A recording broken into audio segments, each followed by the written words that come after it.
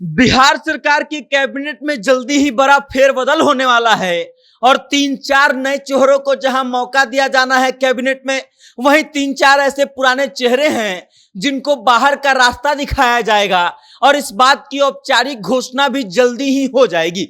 अब ये बातें भी चलने लगी है कि भारतीय जनता पार्टी की तरफ से प्रदेश अध्यक्ष जो है दिलीप जायसवाल को कैबिनेट से बाहर का रास्ता दिखाया जाएगा, तो वहीं जनता दल यूनाइटेड के राष्ट्रीय महासचिव जिनको बनाया गया है मनीष वर्मा को, उनको नीतीश कुमार कैबिनेट में वापस लाना चाहते हैं।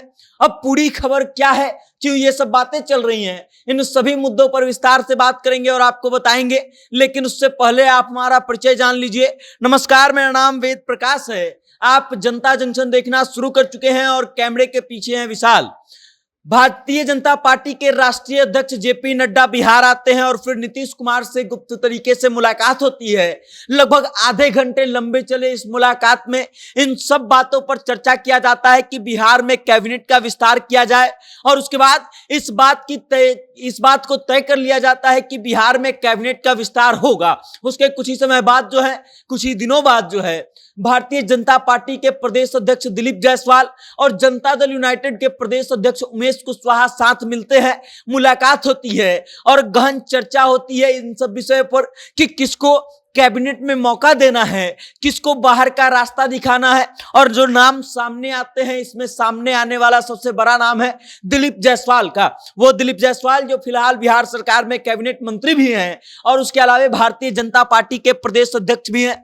भारतीय जनता पार्टी उनको कैबिनेट से बाहर निकालना चाहती है क्योंकि भारतीय जनता पार्टी जो है एक पद एक फॉर्मूला पर काम करना चाहती है, एक व्यक्ति एक पद पर। और इस कारण से दिलीप जायसवाल चूंकि प्रदेश अध्यक्ष भी बने हुए हैं और इस कारण से मंत्री भी हैं, तो उनका कोई एक पद चला जाएगा। और कमाल की बात यह कि हाल ही में उन्होंने प्रदेश अध्यक्ष का जिम्मा संभाला है और इस कारण से उनका जो मंत्री पद है वो खतरे में है। और अब जनता दल यूनाइटेड की बात की जाए तो उधर से एक नया नाम सामने आ रहा है, एक बिल्कुल नया चेहरा सामने आ रहा है जिसको नीतीश कुमार कैबिनेट में रखना चाहते हैं। और हो सकता है कि जल्दी ही इस बात का ऐलान कर दिया जाए, नीतीश कुमार इस बात का ऐलान कर दें कि जिस व्यक्ति को नीतीश कुमार का उत्तराधिकारी माना जाता है उस मनीष वर्मा को बिहार कैबिनेट में शामिल किया गया और मंत्री बना दिया गया।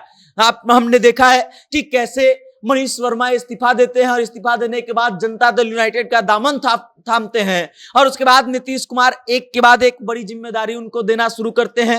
राष्ट्रीय महासचिव बनाया जाता है उनको पहले, मनीष वर्मा को। और उसके बाद अब खबरें ये चल रही हैं कि मनीष वर्मा जल्दी ही बिहार कैबिनेट में शामिल होंगे और बिहार के मंत्रिमंडल में नीतीश कुमार की सरकार में बागडोर संभालेंगे। अब आप इस बात को समझ लीजिए कि लगभग इन सभी चीजों पर बात हो चुकी है, सभी चीजें तय हो चुके हैं और जैसे ही भादो खत्म होगा, पितृपक्ष खत्म होगा, इस बात की घोषणा बिहार सरकार करेगी कि कैबिनेट में बड़ा फेरबदल होने जा रहा है। और उसके बाद ये दो नाम जो है आपको सुनाई देंगे, एक का नाम शायद बाहर जाते हुए आपको सुनाई देगा और दूसरे का नाम कैबिनेट में अंदर आते हुए सुनाई देगा। उसके अलावा कई पुराने नेता हैं जिनको मंत्री पद देने की चर्चा चल रही है और उसके बाद कई ऐसे नेता भी हैं जिनके मंत्री पद के छिन जाने की खबर चल रही है। अब देखना यह दिलचस्प होगा कि किस पर भारतीय जनता पार्टी और जनता दल यूनाइटेड जो है भरोसा जताती है और किसको मंत्री पद दिया जाता है और किसका मंत्री पद छीन लिया जाता है। बाकी अब आप इस खबर को लेकर के क्या सोचते हैं,